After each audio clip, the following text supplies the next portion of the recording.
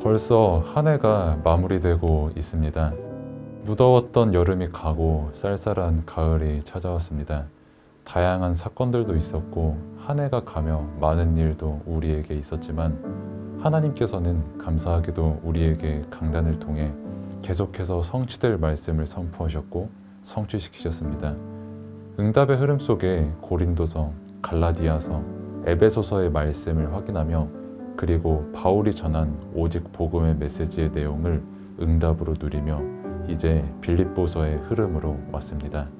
10월 한 달 동안 빌립보서의 말씀을 우리가 받았는데 바울이 가졌던 복음은 무엇인지, 강단을 통해 하나님께서 우리에게 선포하신 말씀의 내용이 무엇인지 다시 확인하며 내가 지금 어떤 말씀의 흐름 속에 있고 이미 내게 임한 응답이 무엇인지 은혜와 감사로 확인하는 시간이 되기를 바라며 지난 한 달간의 강단 말씀을 함께 확인하겠습니다. 10월 2일에는 빌립보서 1장 12절에서 18절의 본문으로 바울의 감옥 현장과 복음의 진보의 말씀을 선포하시며 문제 가득한 현실 속에서 우리는 눈에 보이는 현실 문제가 아닌 영적인 문제를 볼 수 있어야 하고 현장을 본 바울이 어떻게 영적 싸움했는지 실제 영적인 무기를 무엇을 갖고 있는지에 대해 말씀하셨습니다. 바울의 내용은 오직 복음이었고 기쁨도 오직 복음이었으며 그의 무기도 오직 복음이었습니다.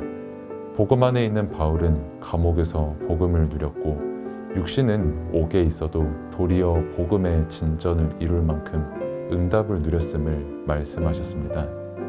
10월 9일에는 빌립보서 1장 19절에서 26절의 본문으로 그리스도를 위하여 사는 삶의 말씀을 선포하시며 나의 삶의 존재와 가치 발견은 그리스도를 발견하는 순간 발견되어지고 발견된 사람이 제자임을 말씀하셨습니다.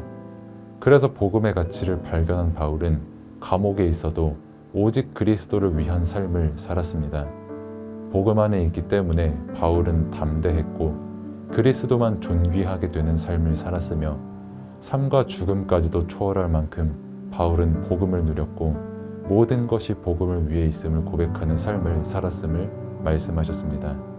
10월 16일에는 빌립보서 1장 27절에서 30절의 본문으로 그리스도의 복음에 합당한 삶의 말씀을 선포하시며 우리의 삶의 이유는 오직 복음을 위한 삶이고 그래서 삶의 기준도 오직 복음이 기준이 되어야 함을 말씀하셨습니다. 우리의 삶은 오직 복음이 설명되어야 하는 삶이고 오직 복음을 위해 사는 삶을 살아야 함을 말씀하셨고 이것이 그리스도의 복음에 합당한 삶임을 말씀하셨습니다. 10월 23일에는 빌립보서 2장 1절에서 11절의 본문으로 그리스도의 마음을 품으라의 말씀을 선포하시며 우리 인생의 최고의 가치는 복음이고 이것을 설명하는 삶이 되어야 함을 말씀하셨습니다. 그래서 바울의 삶은 그리스도가 설명되는 삶이었고 그리스도가 설명되는 삶은 겸손히 섬기고 자신을 낮추고 오직 그리스도만을 위한 삶이 그리스도가 설명되는 삶임을 말씀하셨습니다. 이러한 자세를 가지도록 예수의 마음을 가지고 예수의 마음을 본받아야 함을 말씀하셨습니다. 10월 30일에는 빌립보서 2장 12절에서 18절의 본문으로 너희 안에서 행하시는 하나님의 말씀을 선포하시며 세계와 종교는 진리를 모르는데 복음 가진 우리는 참 자유를 얻는 진리를 믿음으로 가지고 있음을 말씀하셨습니다.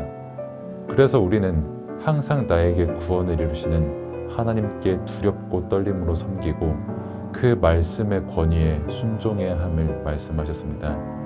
내 안에 소원을 두고 행하시는 하나님의 기쁘신 뜻을 위해 살며 이 세대를 본받지 말고 도리어 이 세대를 살리는 제자의 삶을 살며 주의 종의 자랑이 되어야 함을 말씀하셨습니다. 바울의 진짜 인생의 시작은 다메섹에서 그리스도를 만나고 시작이 됐습니다. 그리고 이것은 영세전에 작정된 하나님의 계획이었음을 바울이 고백했습니다. 이처럼 우리도 그리스도를 만나고 그리스도가 나의 모든 것이 되고 세상 그 어느 것도 줄 수 없는 구원을 얻은 순간을 우리는 기억하고 있고 간직하고 있습니다.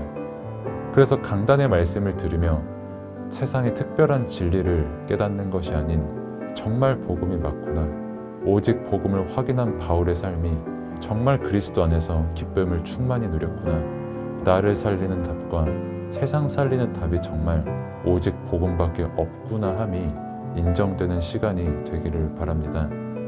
우리의 모든 삶이 복음 앞에 무릎 꿇려지고 말씀의 권위에 순종하며 하나님의 기쁘신 뜻을 위해 사는 완전 복음 제자의 삶이 되기를 바랍니다.